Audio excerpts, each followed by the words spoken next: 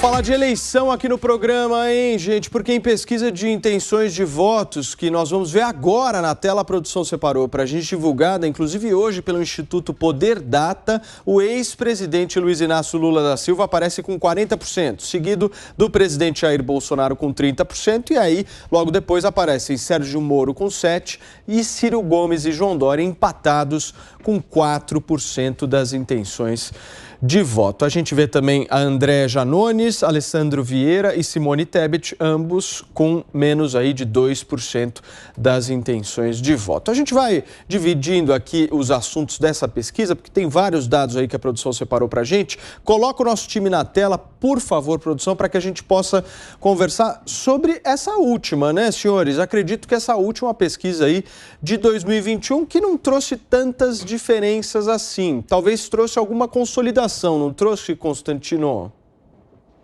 Pois é, Paulo, boa tarde a todos. Nós vamos ficar aqui sendo repetitivos, né? Porque vamos ficar atualizando essas enquetes aí. Eu sempre farei a ressalva de que eu confio pouco nessas pesquisas, ainda mais tão prematuras, tão antes do tempo, uma fotografia muito precoce, para dizer o mínimo, e uma fotografia sobre um ângulo que eu realmente questiono, né? Se há algum tipo de viés ou não, na metodologia, na pesquisa, na forma, enfim.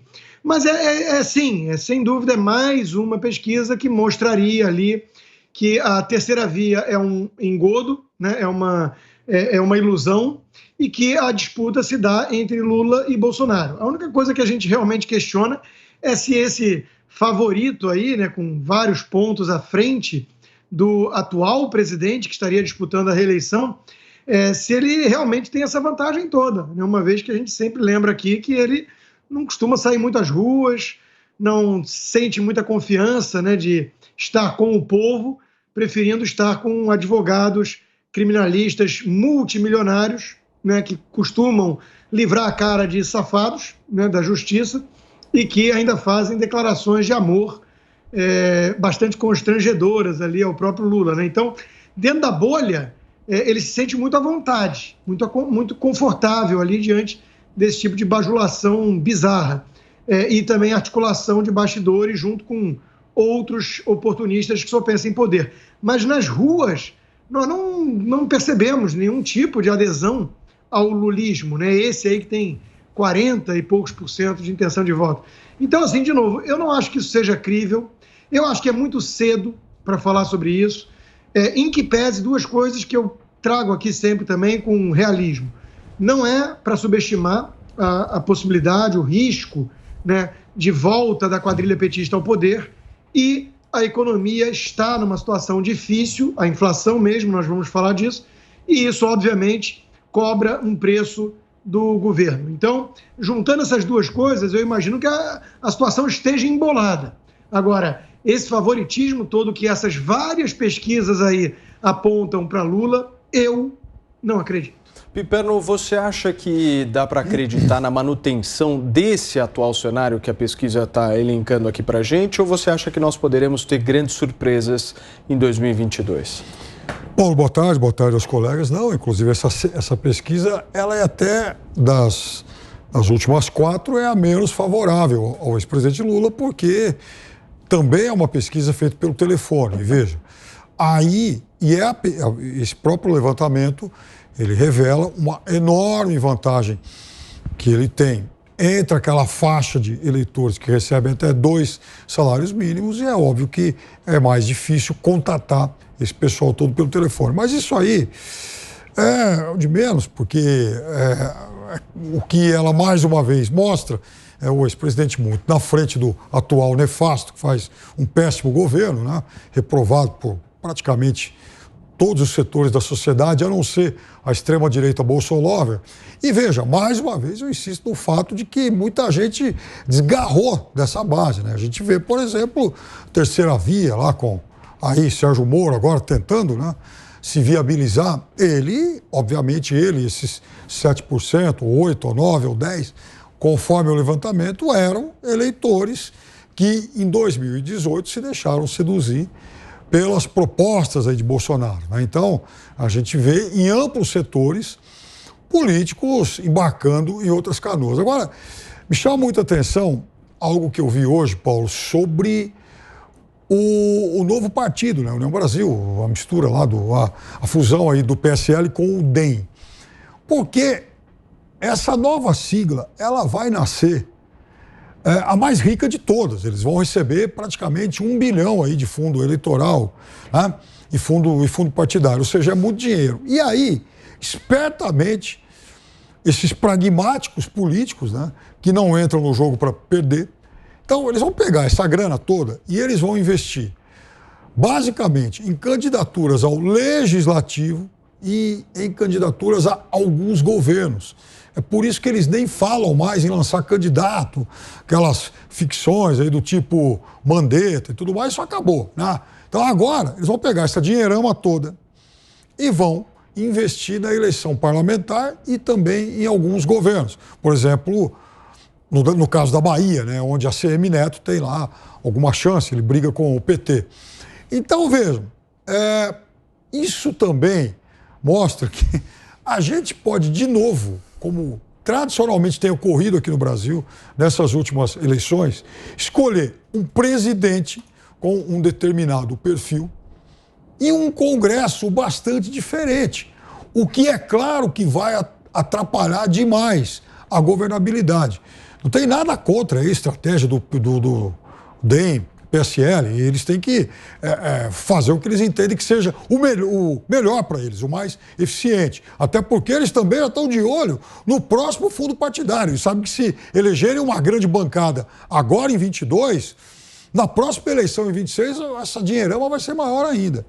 Mas é importante que todos os candidatos com mais chances consigam aglutinar vários apoios, aglutinar maior número de siglas, para que depois, em caso de eleição para presidente, não fiquem totalmente abandonados e com um Congresso hostil, como muitas vezes a gente viu nos últimos tempos. Serrão, tem uma novidade importante para 2022 que eu acho legal a gente trazer aqui no 3 em 1, que é a mudança no regramento das pesquisas eleitorais, né? Nós vamos ter algumas mudanças importantes, como, por exemplo, alguns candidatos e partidos políticos e coligações poderem, inclusive, entrar na Justiça Eleitoral para impugnar as pesquisas que não fornecerem transparência. Enfim, obviamente a Justiça Eleitoral é quem vai julgar, mas isso não existe hoje, né? Nós temos aí algumas mudanças importantes.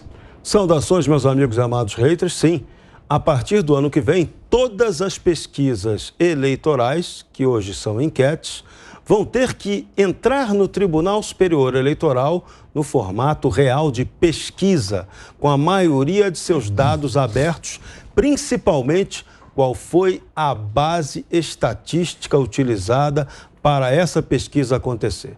Por isso, eu já faço aqui uma previsão, não precisa nem ser assim o profeta para adivinhar que muitos números eleitorais vão se alterar profundamente.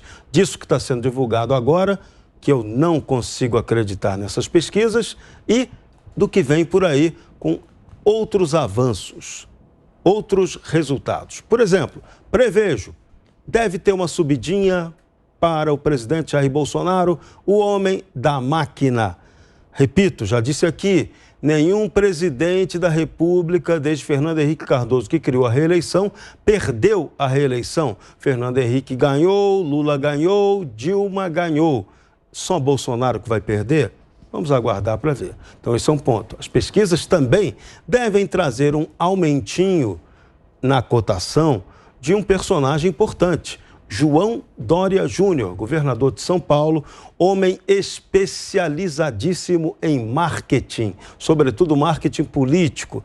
Não dá para crer que ele vai ficar só com esse número ínfimo que ele tem agora, mesmo tendo sofrido todo o desgaste que ele sofreu durante o Covidão como governador de São Paulo pelas medidas impopulares, erradas que ele tomou aqui no estado de São Paulo. Então, a tendência é o Dória subir. Da mesma forma, vamos ver aí como fica essa competição entre o Dória e o Moro, porque um depende do outro para um fazer parte da chapa do outro. A vontade e o sonho do João Dória é ter Sérgio Moro como vice dele. Agora, para isso, seus índices em pesquisa vão ter que estar muito melhores que o do Moro. Por enquanto, o Moro está ligeiramente na frente do João Dória. Então seria o contrário, seria o Dória que teria que ser vice do Moro. Impossível disso acontecer na prática.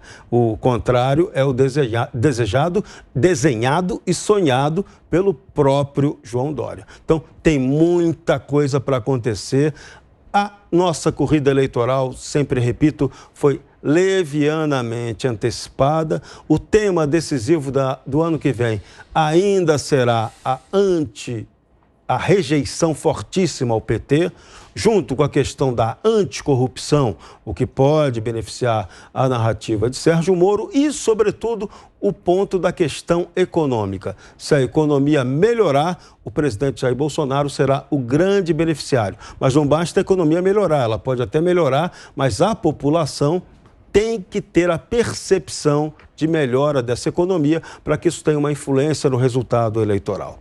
Sobre a eleição, quero aqui deixar a minha solidariedade ao empresário Luciano Hang, que está sendo agora ameaçado de ter os seus direitos eleitorais cassados por uma decisão absurda da Procuradoria Eleitoral no Rio Grande do Sul, que alega que ele teria feito para a campanha, cometido abuso de poder econômico na campanha da cidade de Santa Rosa. Absurdo, estão querendo matar no nascedouro aquele que pode ser um potencial candidato ao Senado por Santa Catarina. Constantino, eu vi que você me pediu a palavra, mas eu já quero emendar sobre essa questão da credibilidade das pesquisas eleitorais, né? Porque, pelo menos até o final deste ano, nós estamos vendo todas as pesquisas. O Serrão, se eu não me engano, trouxe uma que diverge, mas o restante, todas as pesquisas, inclusive as pesquisas encomendadas pelo próprio mercado financeiro, de grandes agências e investidoras do mercado financeiro, dando um mesmo resultado, que Lula estaria na frente, seguido de Bolsonaro com uma terceira via com menos de 10%. A gente pode colocar na mesma vala todas essas pesquisas? Então, Paulo, uma das possibilidades, uma das hipóteses que eu trago aqui como reflexão é que nenhum desses institutos possui centenas de funcionários. Nem o Ibope, no auge, tinha isso. O que eles fazem é terceirizar e contratar estudantes universitários em certas localidades para fazer essas perguntas, seja por telefone, seja presencial. Tudo isso é terceirizado. Então, de novo, eu questiono a metodologia, a amostra para mim é muito pequena, é muito insignificante para o tamanho do universo de eleitores. Então, eu vejo vários problemas aqui. E, historicamente, né, eu quando era analista de mercado, a gente falava muito isso, né? O sujeito está achando que a empresa tal vai subir. Bom, passado não é garantia de futuro. Isso é o primeiro disclaimer. Agora, qual é a taxa de acerto desse sujeito? Ele é alguém que vem acertando, né? Então, quando a gente olha esses institutos, aí depois sempre tem uma explicação. Não, mudou, não, teve a facada. Não... Tá, então não serve para muita coisa. É muito distante, é uma fotografia por um ângulo que eu questiono e muito distante. Então, vamos guardar essas imagens de hoje e vamos ver daqui a 7 meses, 8 meses, o que vai estar sendo discutido. Eu acho muito prematuro e o problema é que isso acaba influenciando, né, os acordos, as desistências e por aí vai. Agora, em relação a quais vão ser os temas mais relevantes nessa eleição, eu acho isso uma ótima provocação, né, que a gente tem que tentar responder aqui no programa. O Serrão falou, você já trouxe também, Paulo, a questão da economia. Isso, sem dúvida, vai pesar. E talvez um dos principais trunfos lulistas seja essa narrativa pipérnica, né, do tipo, esquece a pandemia, né, a economia vai mal e não tem pandemia, e esquece a China.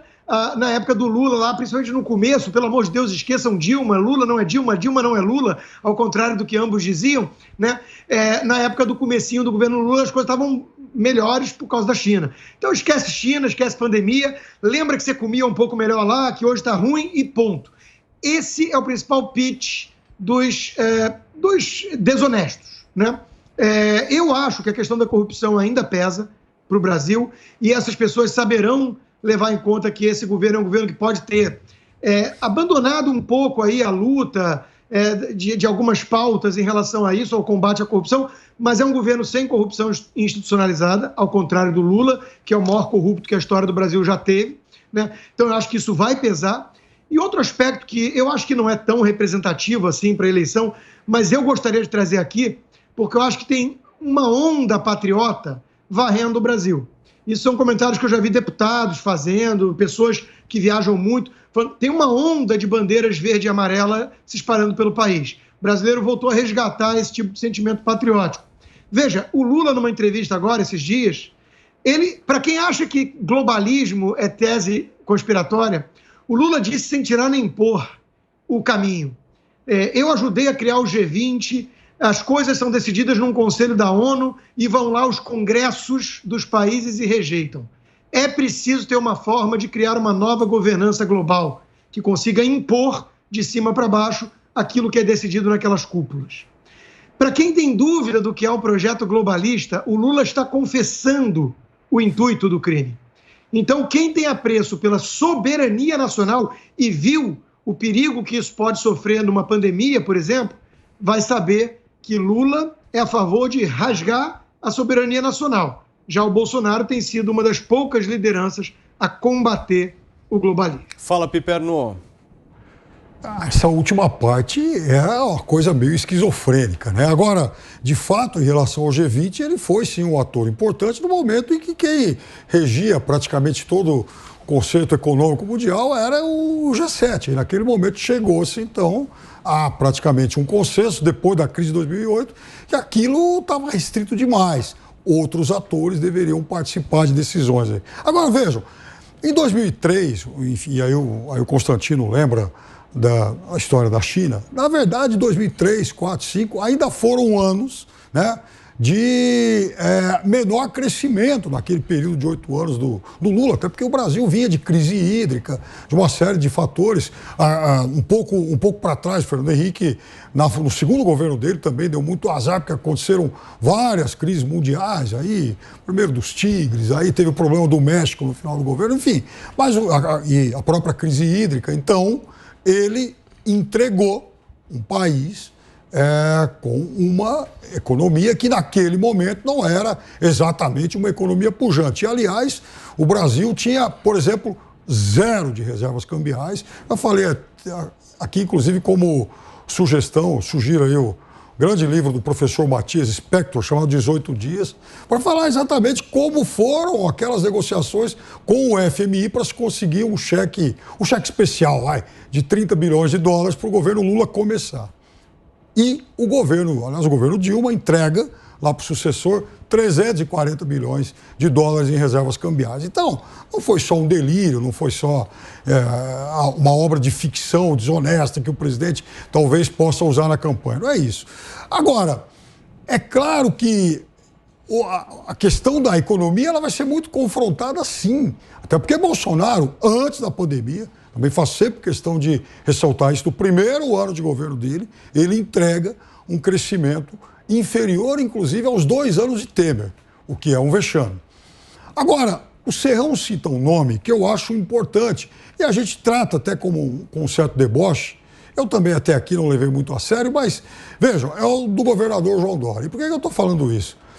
O governo federal, nessa semana, anunciou aí uma previsão orçamentária com investimentos aí previstos de 44 bilhões de reais.